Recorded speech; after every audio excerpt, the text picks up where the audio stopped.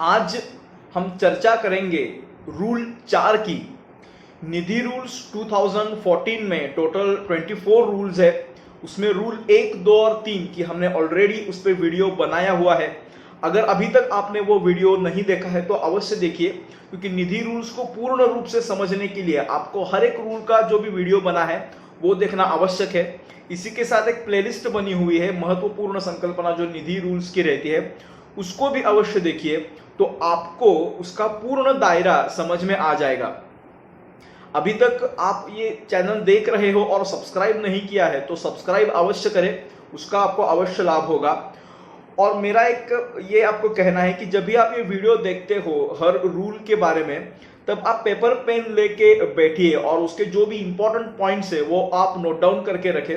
तो जैसे 24 रूल्स के पूरे रूल्स में आप ऐसे करोगे तो आपके पास एक अच्छा खासा उसका डाटा हो जाएगा, तो उसका आपको अवश्य अपने निधि में लाभ होगा। तो आइए शुरू करते हैं रूल 4 के बारे में। रूल 4 जो है वो डील करता है इनकॉर्पोरेशन एंड इंसिडेंटल मैटर्स। उसका जो पहला क्लॉज है, a Nidhi shall be a public company and shall have minimum paid up equity share capital of ₹5 lakh. मतलब हर निधि कंपनी ये पब्लिक कंपनी ही होगी। कंपनी एक्ट 2013 में पब्लिक कंपनी के लिए जो प्रावधान एप्लीकेबल है, जो भी सेक्शन उसको लगते हैं, वो सभी सेक्शन निधि कंपनी को लगेंगे। ये महत्वपूर्ण है डायरेक्टर्स रेम्यूनरेशन में। डायरेक्टर्स रेम्यूनरेशन में पब्लिक कंपनी के लिए अलग उसका प्रावधान है, प्राइवेट के लिए अलग है। तो ये पब्लिक के हिसाब से निधि कंपनी को लगेगा और आपको कम से कम पेडअप इक्विटी कैपिटल ये 5 लाख रुपीस रखना अनिवार्य है। अब इसमें एक और बात समझनी चाहिए, मैंने पेडअप कैपिटल और शेयर कैपिटल के बारे में वीडियो एक बनाया हुआ है, आप वो अवश्य देखिए। जब आप निधि कंपनी बनाते हो तो आप कम से कम अपना एथोराइज कैपिटल जो है वो 10 लाख रुपए रखे, और पेडअप कैपिटल भी अगर आपको पॉसिबल है तो 10 लाख ही रखिए। इससे कारण जब आप बाद में एथोराइज कैपिटल बढ़ाने जाओगे तो गवर्नमेंट फी आपको 15,000 तक, 15-16,000 तक लग सकती है। जो आप रजिस्ट्रेशन के समय रखते हो तो वो आपके 15,000 रुपए बच जाते हैं। तो ये आवश्यक है।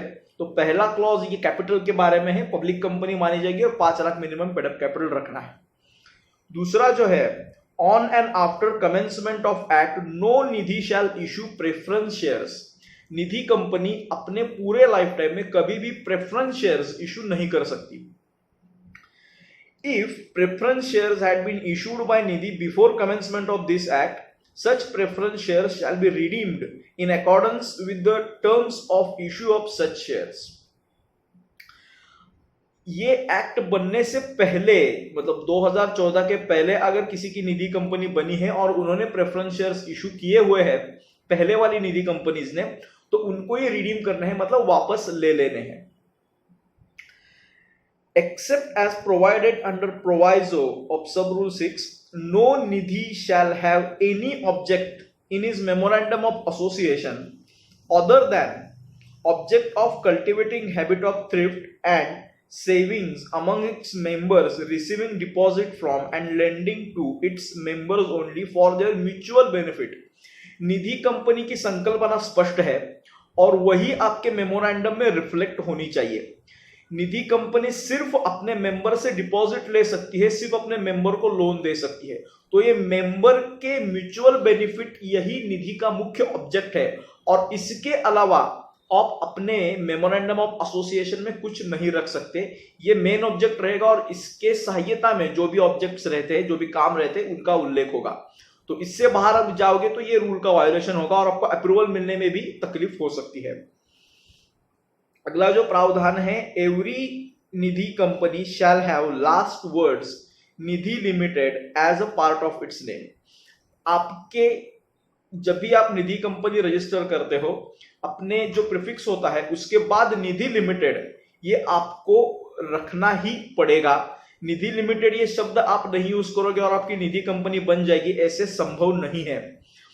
इसका दूसरा अर्थ ऐसा है कि जब आपकी निधि कंपनी बन जाती है, जब आप बोर्ड लगाते हो अपने ऑफिस के बाहर, तब आपको ये पूर्ण नाम रखना है, ये निधि लिमिटेड उसमें आना चाहिए। बहुत निधि कंपनी सिर्फ आगे का रखती है और बैंक ऐसा प्रोजेक्शन उसको देती है, तो वैसा मत करिए, ये रूल का वायोलेशन है। आप निधि लिमिटेड, अपना सिन नंबर, रजिस्टर ऑफिस एड्रेस, ये पूरी बातें उसमें दीजिए, तो वो कंप्लायंस होगा।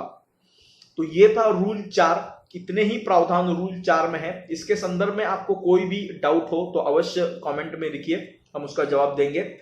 अगर आपने सब्सक्राइब अभी तक नहीं किया है तो अवश्य करिए, इसका आपको अवश्य लाभ होगा। और आपको वीडियो, ये सीरीज अच्छी लग रही है तो लाइक कर दीजिए, उससे हम जो काम कर रहे हैं वो सही दिशा में जा रहा है, उसका हमें भरोसा मिलता है। धन्यवाद।